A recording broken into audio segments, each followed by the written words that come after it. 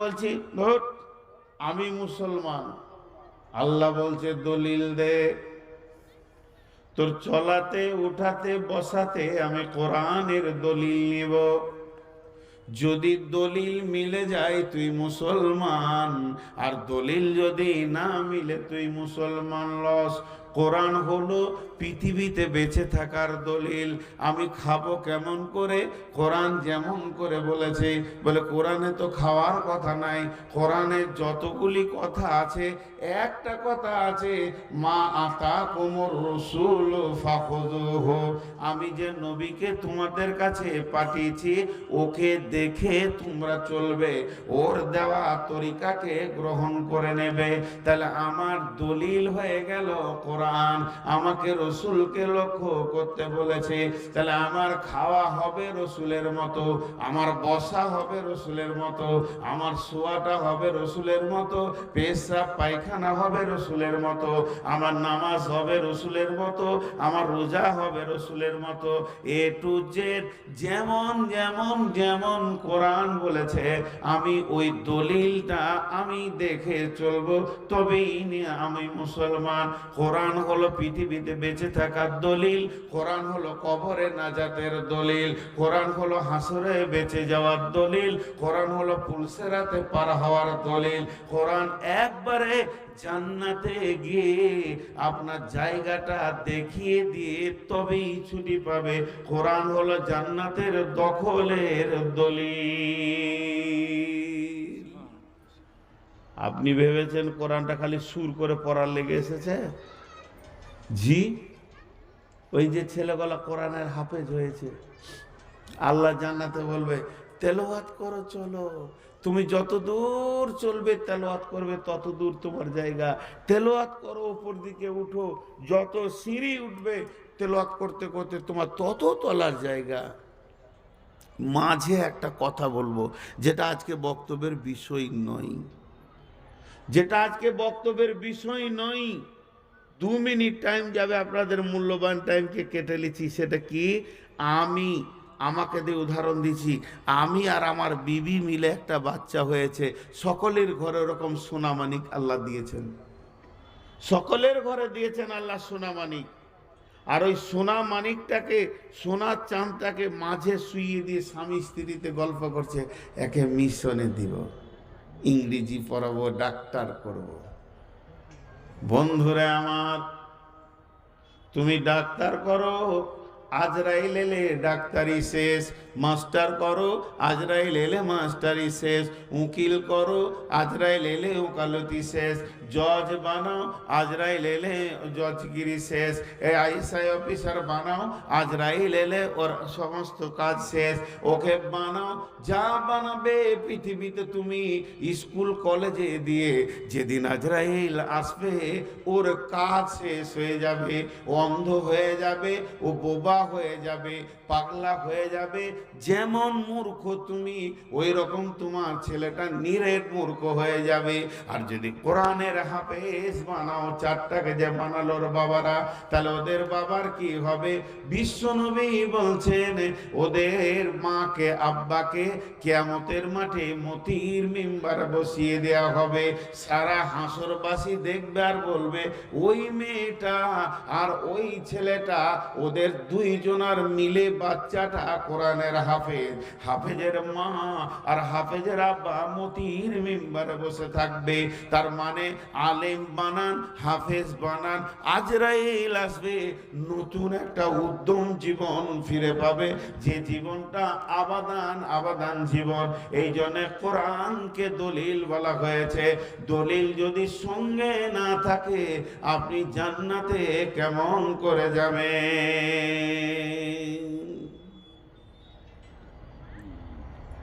যে কোনো কাজ করবেন,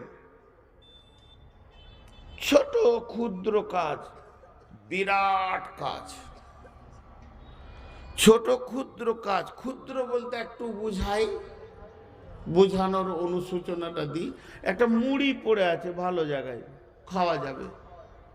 এই মুড়িটাকে ধরেছেন এমনি করে, ধরে দাঁত দিয়ে কাটতে যেছেন এমনি করে। কত ছোট কাজ, কাটতে জি আর পারলেন না। মুড়িটা কাটতে কেন? বাঁ হাতে আছে, আর কাটতে পারছে না, বাঁ হাতে আছে। আমার রসুল বাঁ হাতে খাওয়া হারাম করে দিয়েছে, ডান হাতে নেন, এবার কেটে খেলে হয়ে গেল। এটাই দলিল আপনার। আপনি কত দামি যে আপনার একটা মুড়িতে দলিল চলে আসছে। জি, আমি সব জায়গায় উদাহরণ দিই, উদাহরণগুলো মন দিয়ে শুনবেন। আজকের পৃথিবীতে ব্র্যান্ডেড কোম্পানির মাল, চালু কোম্পানির মাল, দুই রকম কোম্পানি আছে। একটা রাস্তাঘাটে ফুটপাতে মাল বিক্রি হচ্ছে, আর একটা ব্র্যান্ড কোম্পানির মাল বিক্রি হচ্ছে। টাটা কোম্পানির একটা মনোগ্রাম আছে, স্ট্যাম্প আছে, এরকম গোল অতি টি টি লেখা আছে, টাটা লেখা আছে, বোঝা যায়। তো এই মনোগ্রামটা ওর আছে, স্ট্যাম্প। একটা ট্রাক কিনবেন তো ওটা দেখতে পাবেন, বাস কিনবেন ওটা দেখতে পাবেন, ট্যাক্সি কিনবেন ওটা দেখতে পাবেন, টাটার মারুতি কিনবেন ওটা দেখতে পাবেন।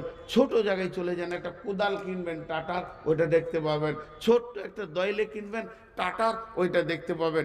যদি টাটার ছুঁচ কিনেন তাও ওই স্ট্যাম্পটা আপনাকে দূরবীন দিয়ে দেখতে হবে, ওইটা লাগানো আছে। ওটা এমন একটা ব্র্যান্ডেড কোম্পানি, ওর সমস্ত মালের পেছনে স্ট্যাম্প আছে। কথা বোঝাতে পারলাম? আপনারা একটু হ্যাঁ না দেন, কথা বোঝাতে পারলাম?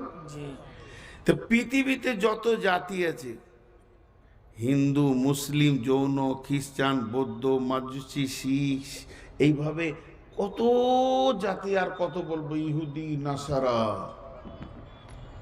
শুধু মুসলিম ছাড়া, মুসলিম ছাড়া আর কারো দলিল নেই। ও কেমন করে পেশাব করবে দলিল নেই। মন গেল দাঁড়িয়ে চচ্চর করে মুতে নিলে, মন গেল গায়ে মুতে নিলে, ওদের দলিলই নেই। আর মুসলমান এত ব্র্যান্ডেড, ধার্মিক, এরা এত দামি, এদের একটা মুড়ি চাপা থেকে দলিল আছে। এই দেখেন, আমার এখানে আছে পানি, বলেন এটা তো পানি, ভালো পানি, হালাল পানি। পানিটা আমি পান করতে পারবো কি পারবো না? সবাই বলেন পারবো তো? আমি যদি এখন মন যাই পানি খাবো, আপনার একটু হানা বলেন, পারবো কি পারবো না? পারবো। এই পানিটা খেতে পারবো আমাকে পিয়াস লাগলে। এই পানিটা যদি পিয়াস লাগে এখন খেতে পারবো না। কেন? বাঁ হাতে চলে গেছে। এক গিলাস পানি, শুধুমাত্র এক গিলাস পানিতে রসুল 6 বার কথা বলছেন, একবার নয়। কত দামি ব্র্যান্ডেড কোম্পানি আমরা। নবীজি বলছেন প্রথমে তুমি দেখে খাও, 2 নম্বরে তুমি বসে পান করো, 3 নম্বরে তুমি 3 শ্বাসে পান করো, 4 নম্বরে বিসমিল্লাহ বলে পান করো, 5 নম্বরে তুমি আলহামদুলিল্লাহ বলে পান করো, 6 নম্বরে তুমি ডান হাতে পান করো। তার মানে এক গ্লাস পানিতে আমার 6খানা দলিল রয়েছে। আমি এত দামি আমার ধর্ম। শুধু তাই নয়, আপনি বাথরুমে যাবেন, আপনার পেছনে পেছনে দলিল পৌঁছে যাবে। বাঁ পা আগে ঢুকবে, ডান পা আগে বের হবে, এই দোয়া পড়বে। কাপড় কখন উঠাবে, কতটা টাইমে তুমি কাপড়টাকে খালি করবে, কতটা টাইমে তুমি কাপড়কে ঢাকবে, কিভাবে তুমি তাহারত হবে। পায়খানার ভিতরে রসুলের ক্লাস ঢুকে গেছে, পেশাবখানাতে রসুলের ক্লাস ঢুকে গেছে। এখন নিবিড় পৃথিবীর কেউ নাই, আমি আর আমার বিবি বিছানায় শুয়ে আছি, ওখানেও রসুলের দলিল ঢুকে গেছে। বিবিকে কেমন করে ব্যবহার করবে, স্বামীর কাছে তুমি কিভাবে যাবে, তারপরে গোসল কেমন ভাবে হবে, হালাল কিভাবে হবে, পাক কিভাবে হবে। আল্লাহ তাবারাক ওয়া তাআলা বলছেন, এর জন্যই তোদের কাছে আমি বাইয়েনা পাঠিয়ে দিয়েছি রে। আমার কোরআনের নাম হলো বাইয়েনা। এই দলিলকে ফলো করে করে করে করে তোদেরকে চলতে হবে।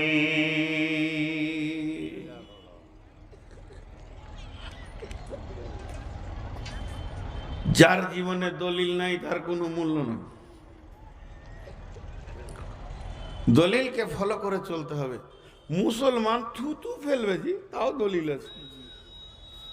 জুতা পরবে, তাও দলিল আছে। আমি ছোটগুলো বলছি, নামাজের তো আছি, আল্লাহ আকবার থেকে সালাম ফিরা পর্যন্ত হাজার কথা, বড়গুলো আমি বলছি না। তাহলে চোখকে কি করতে হবে, মাথাকে কি করতে হবে, আমি কেমন করে চোখকে ব্যবহার করব, মাথাকে ব্যবহার করব, আমি কোথা দাঁড়াবো না দাঁড়াবো, আমি কি করব না করব, আমাকে কোরআন দলিল দিতে রয়েছে। আমাকে সেই দলিল অনুসারে নিজের জিন্দেগি বাসার করতে হবে। কোরআন বলছে বিসমিল্লাহির রহমানির রহিম, ওয়ালা তাকরাবুল ফাওয়াহিশা মা জাহারা মিনহা ওয়া মা বাতান, ওয়ালা তাকরাবুল ফাওয়াহিশা মা জাহারা মিনহা ওয়া মা বাতান।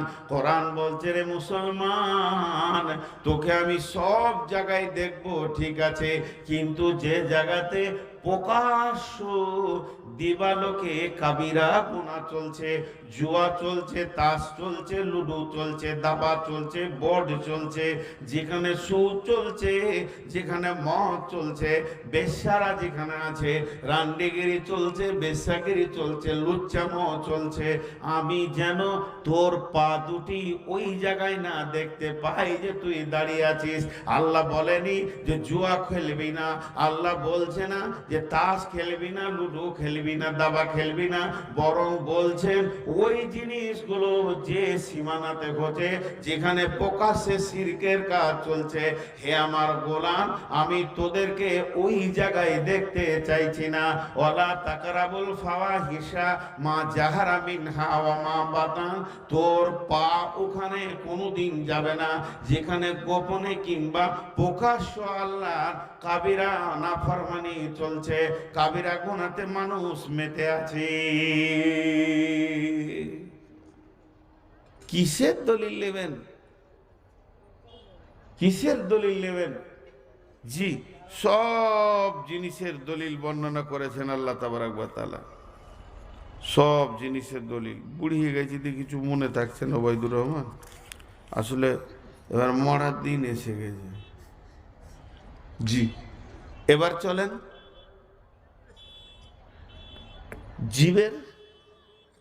জীবটা কি করব? আল্লাহু আকবার, এইদিকে যেন হারাম না ঢুকে। প্রথম কথা, হারাম না ঢুকে। আল্লাহ কসম খেয়েছে এটাতে, অন্যগুলোতে তো কসম খায়নি। দেখেন সেই দিনে কসমগুলো খেলাম। বিসমিল্লাহির রহমানির রহিম, والشمس وضحاها والقمر إذا تلاها والنهار إذا دلاها والليل إذا يغشاها والسماء وما بناها والأرض وما طحاها ونفس وما سواها فألهمها فجورها وتقواها قد أفلح من زكاها وقد خاب من دثاها।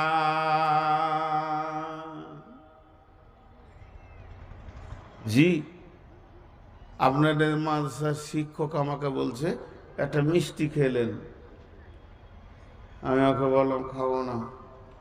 না, খান খান খান, সুগার রে ভাই, শরীর খুব খারাপ, মিষ্টি খাবেন না। খান খান খান।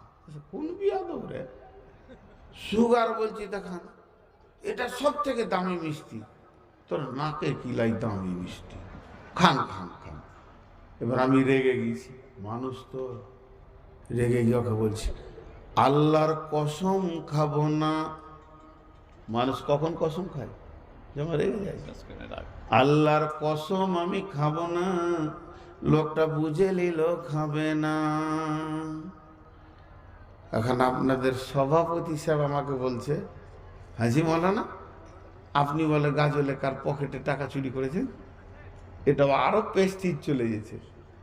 তখন আমি ওনাকে বলছি আল্লাহর কসম, আল্লাহর কসম, আল্লাহর কসম, আল্লাহর কসম, আল্লাহর কসম, আল্লাহর কসম, আল্লাহর কসম, আল্লাহর কসম, আল্লাহর কসম, আল্লাহর কসম, আল্লাহর কসম। এটা ভুল বললেন, মিথ্যা বললেন, আমি এ কাজ করিনি। প্রথমটা একবার কসম খেলাম, আর দ্বিতীয়টা 11 বার কসম খেলাম। কেন? এটা আমার পেস্টিজ জোয়ার ব্যাপার আছে, তার জন্য কসমটা আমি বেশি করে করলাম, যে মানুষ বুঝে নেবে এ কাজ ওর দ্বারা হতে পারে না। তাছাড়া এতগুলো কসম কেন করবে? তার মানে গুরুত্ব যত বেশি হয় কসম তত ঘন হয়ে যায়। তা আল্লাহ তাবারাক ওয়া তাআলা এখানে 11টি কসম করে বলছেন যে কাদ আফলাহা মান যাক্কাহা ওয়া কাদ খাবা মান দাসাহা। আমি 11 বার কসম করছি। আমি আল্লাহ যদি একবার বলি যতটা ওজন হবে, আমি লাখবার বললেও অতটা ওজন হবে, আমি 10 বার বললেও অতটা ওজন হবে। আল্লাহকে কোনো কথা দুবার বলার দরকার নাই, আমাদের জন্য একবার বললেই যথেষ্ট। তবে আল্লাহ 11 বার কসম খেলেন কেন? মানে আমাদের অভ্যাস আছে কসমের কথাগুলো বেশি গুরুত্ব দিই। আমাদের গুরুত্বের দিকে তাকিয়ে আল্লাহ 11 বার কসম খেয়ে বলছেন।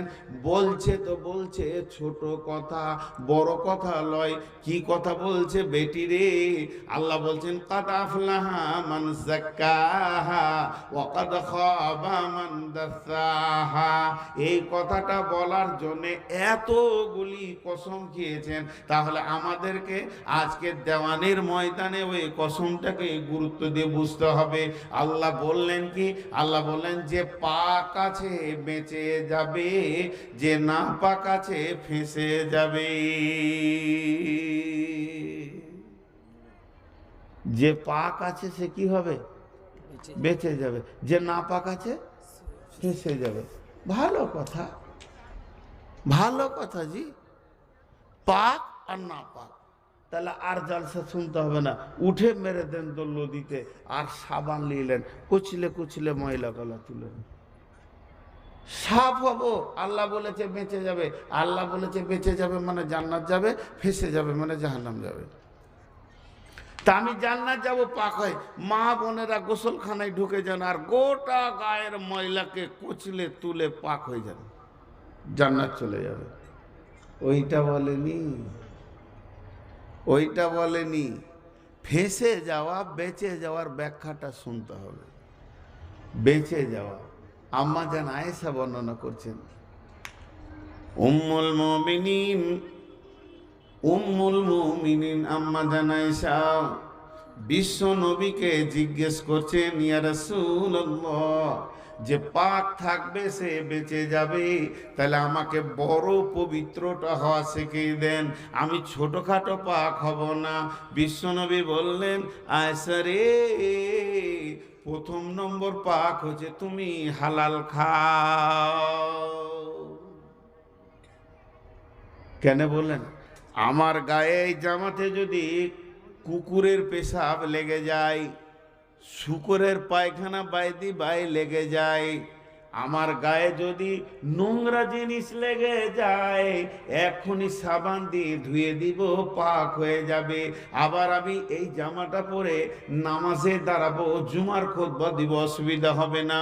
কিন্তু যদি আমায় হারাম খেয়ে নিই, এই হারাম খাওয়ার কারণে ওই খাবার থেকে আমার রক্ত হবে, মাংস হবে, হাড্ডি হবে, আমার শরীরে ক্যালসিয়াম হবে, পটাশিয়াম হবে, যত কিছু দরকার সব হবে। ওতে আমার শরীরটা ধীরে ধীরে ধীরে ধীরে বড় হবে। কিন্তু এটাকে 7টা সমুদ্রের পানিতে যদি ডোবানো হয়, এই নাপাকটা ছাড়বে না, এই ময়লাটা ছাড়বে না, সাবান দিয়েও ছাড়ানো যাবে না। এই ময়লাটা পরিষ্কার হওয়ার একটাই রাস্তা আছে, সোনা থেকে খাদ বের করা যেমন একটা রাস্তা, ওকে আগুনে এসিডে দিতে হবে, তবেই সোনা থেকে খাদ আলাদা হবে। আর ওই লোকটা যে হারামখোর, গোল গোরাকুর, জর্দা, বিড়ি, খৈনি, তামাক, মদ, জুয়ো, তাস, লুডু, দাবা, সুদ, মদ, জুয়ারি, পৃথিবীর যত হারাম আছে, যে হালাত দিয়ে ভরে দিয়েছে, ওর শরীরে মাংসগুলো নষ্ট হয়ে গেছে, হাড় হাড্ডি নষ্ট হয়ে গেছে। তাহলে এই সোনা থেকে খাদ বের করার রাস্তাটা কি? 7 সমুদ্র পানি পারবে না, গোটা দুনিয়ার পানি পারবে না, গোটা দুনিয়ার সাবান দিলেও ধোয়া যাবে না। ওর একটাই রাস্তা আছে, জাহান্নামের আগুন। আগুনে দিলে তবেই খাতটা পুরে শেষ হবে। অতএব তুমি যদি পাক হতে যাও সমস্ত হারাম থেকে বাঁচো। আর যে না পাক থাকবে ফেঁসে যাবে।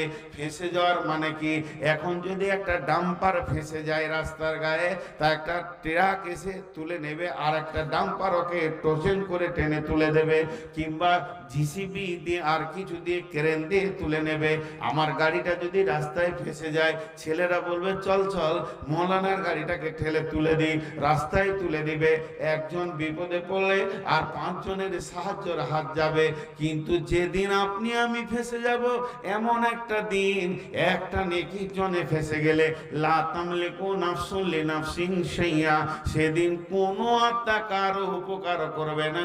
এমন একটা দিন হবে রে, ওই দিন যে ফাঁসবে সেই মরবে, ওকে তুলে উদ্ধার করার কেউ থাকবে না। তাই আল্লাহ বলছেন জবানকে তুমি সামালো, একদিকে হারাম খাওয়া থেকে বাঁচো, আর একদিকে মা ইয়ালফিযু মিন কাউলিন ইল্লা লাদাইহি রাকিবুন আতীদ। জবান দিয়ে তুমি নোংরা কথা বলে, খারাপ কথা বলে জবানকে ভারী করো না। ওয়াইদা কুনতুম ফাদিলু ওয়ালাউ কানা দা কুরবা, যখন কথা বলবে ইনসাফ করে মেপে, অন্যায় থেকে বেঁচে কথা বলবে, ভালো কথা বলবে, ফায়সা কথা বলবে না। তাহলে তোমার জবানের দলিল পাওয়া গেল।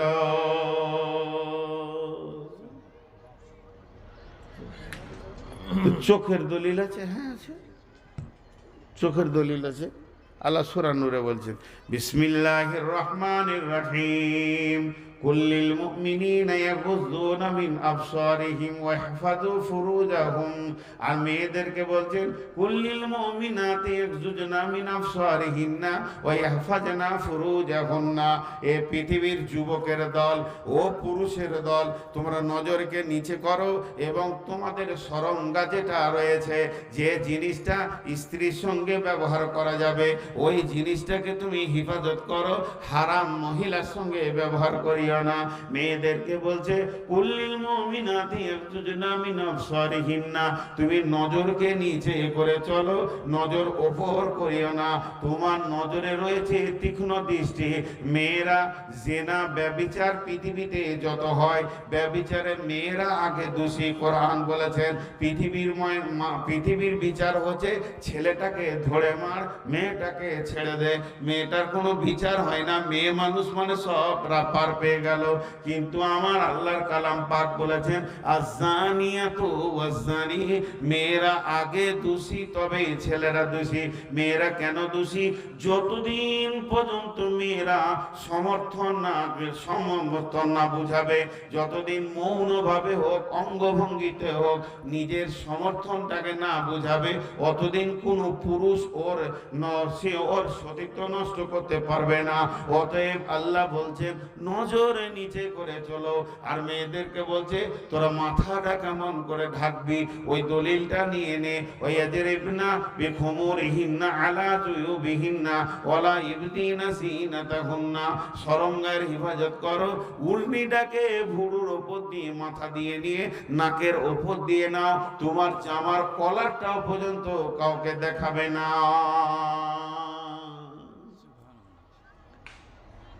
এখন আমি সূরাটাতে ঢুকিনি, বাইয়ে না কি এইটা বোঝাছি।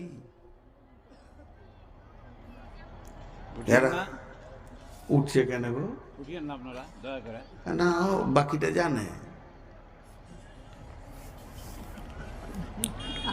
আর বাকি যা বলবো বলে জানে, তার শুনে কি করবে?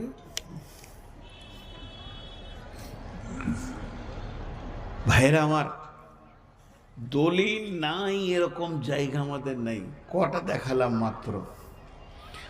তাহলে এই কোরআনকে সাথে করে নিয়ে যেতে হবে, তবেই জান্নাত পাওয়া যাবে। তো ভালো দামি মোমের পাতার ফার্স্ট ক্লাস কোরআন শরীফ কিনে এলেন সবাই একটা করে, আর ওসিয়ত করে দেন ছেলেকে, বেটা মরে গেলে কোরআন শরীফটা কাফনে বেঁধে দিও। আমাদের ওখানে এই মুর্শিদাবাদে লালবাগে এক বদমাশ আছে, আল্লাহ এদের যে কি হবে কিয়ামতের মাঠে। পীর সাহেব, ও আবার চিঠি দেয়, চিঠি লিখে দেয়, কাফনে ভরে দেবে, বাস মুনকির নাকির এসে চিঠি পড়ে নেবে, ওকে জান্নাতে বসিয়ে দেবে। আমাদের এদিকে সাইডে কবরের সাইডে লাগিয়ে দিছে। ও কবর সাইডে লাগিয়ে দিয়েছে, বাহ দেখেন কিরকম সিস্টেম, এক সিস্টেম এসেছে। শরীফ থেকে নিয়েছি ফুরফুরা শরীফ আবার আমাদের ওই দিকেই ফুরফুরা, ফুরফুর করছে ওরা, খালি কোথা দিবে। এই তো জান্নাতের সাইডে। তো কোরআনকে সঙ্গে নিয়ে যেতে হবে বেটি, কোরআনকে সাথে নিয়ে যেতে হবে। কোরআন আমার দলিল থাকলে আমি নাজাত পেয়ে যাব। কোরআনকে কি করে সঙ্গে নেব? একটা সাথে নিলেই হলো চিনা। আল্লাহ তাবারাক ওয়া তাআলা কিয়ামতের মাঠে বলবেন, ওয়াজিআ বিন নবিয়্যিনা ওয়াশ শুহাদা, ওয়াজিআ বিন নবিয়্যিনা ওয়াশ শুহাদা। হাসরবাসীরে, তোরা নবীকে সঙ্গে করে নিয়ে আয়, আমল করেছিস এর সাক্ষীটাও নিয়ে আয়। আমি আল্লাহ আজকে তোদের বিচার করব, ওয়াকুদিয়া বাইনাহুম বিল হাক্কি, আমি আজকে হক বিচার করব, ওয়াহুম লা ইউযলামুন। হাসরবাসীরে, আমি কারো উপরে জুলুম করব না। ওয়াকুদিয়া বাইনাহুম বিল হাক্কি ওয়াহুম লা ইউযলামুন। নবীকে আনতে বলেছে আর সাক্ষী আনতে বলেছে। একজন হেঁটে দিলে, জাহান্নামীদের কথা বলছি না এখানে, ওরা তো কিছুই খুঁজে পাবে না কিয়ামতের মাঠে। নবী কোথা দূরে থাক, জাহান্নামীদেরকে বাদ দিয়ে বলছে একবারে জান্নাতি লোক একাই চলে গেছে আল্লাহর কাছে। আল্লাহ আমার আমলনামাটা দেন। আল্লাহ বলবে, আমার এলানটা শুনিসনি? আমি যে বললাম নবীকে সাথে করে নিয়ে আয় আর সাক্ষী নিয়ে আয়। জান্নাতি বলবে, আল্লাহ আপনি হলেন কাদির, কুদরতে ভরপুর, আপনার কাছে সমস্ত জিনিস আছে, আপনি একবার তাকিয়ে দেখেন আমি কি আপনার নবীকে সঙ্গে করে এনেছি না আনি নাই। তার মানে ও আল্লাহ, আপনি যে নবীকে সঙ্গে করে ডেকেছেন, তো আমি তো আপনার নবীকে সাথে করে নিয়ে এসেছি। এটা আমার নবী। আমি ডান হাতে পানি পেন করেছি, আমি রসুলের মতো খেয়েছি, রসুলের মতো পেশাব পায়খানায় গিয়েছি। মা বোনেরা বলবে, নবীজির মতো করে নামাজ পড়েছি। একবার আমার দিকে তাকাল আল্লাহ, আপনি বুঝতে পারবেন নবীকে সঙ্গে এনেছি। এরপর আল্লাহ বলবেন, তোর সাক্ষী কয়? তখন ওই লোক বলবে, আল্লাহ সীমাহুম ফি উজুহিহিম মিন আসারিস সুজুদ, আমার এই যে জায়গাগুলো নূরে ঝকমক করছে, উজুর জায়গাগুলো, চেহারাগুলো, আমার কপালটা ঠুকে ঠুকে ঠুকে কালো হয়ে গেছে, এখানে নূরের জ্যোতি বের হয়ে যাচ্ছে। এই হাঁটুগুলো আমার কালো হয়ে গেছে, ঘাঁটা পড়ে গেছে, এগুলো আমার নূরের জ্যোতি বের হচ্ছে, এগুলোই আমার আমলের সাক্ষী। তার মানে আমলের ময়দানে কোরআনকে হাতে পায়ে করে নিয়ে যেতে হবে। আমার হাত, আমার পা, আমার মন, আমার মিজাজ, আমার চোখ, আমার জিভ কোরআনের বাইরে একটা কদম রাখেনি। অতএব আমি কোরআনকে সঙ্গে নিয়ে হাজির হয়েছি। এর জন্য বিশ্বনবী বলছেন, ওয়াল কালামুল্লাহ বুরহানুন, আল্লাহর কালাম তোর জন্য সেই কিয়ামতের মাঠে নাজাতের দলিল হয়ে যাবে। আর তাহলে এটা কবরে বাঁচালো, কিয়ামতে বাঁচালো, পুলসিরাতে বাঁচালো। এবার যখন জান্নাতের চৌকাটায় ঢুকবেন, আল্লাহ বলবেন, গোলাম রে, যে কোরআনকে এত মেনে চলেছো, আমার বাণীকে এত প্রাধান্য দিয়েছো, ওই বাণীটাই তোমার জান্নাতের দলিল। তুমি জান্নাতে কোন জায়গায় থাকবে, তুমি পড়তে থাকো, হাঁটতে থাকো, যত দূর তোমার কোরআন মুখস্থ আছে অতটাই তোমাকে জান্নাত দেওয়া হবে। এর জন্য এর নাম বাইয়ে না।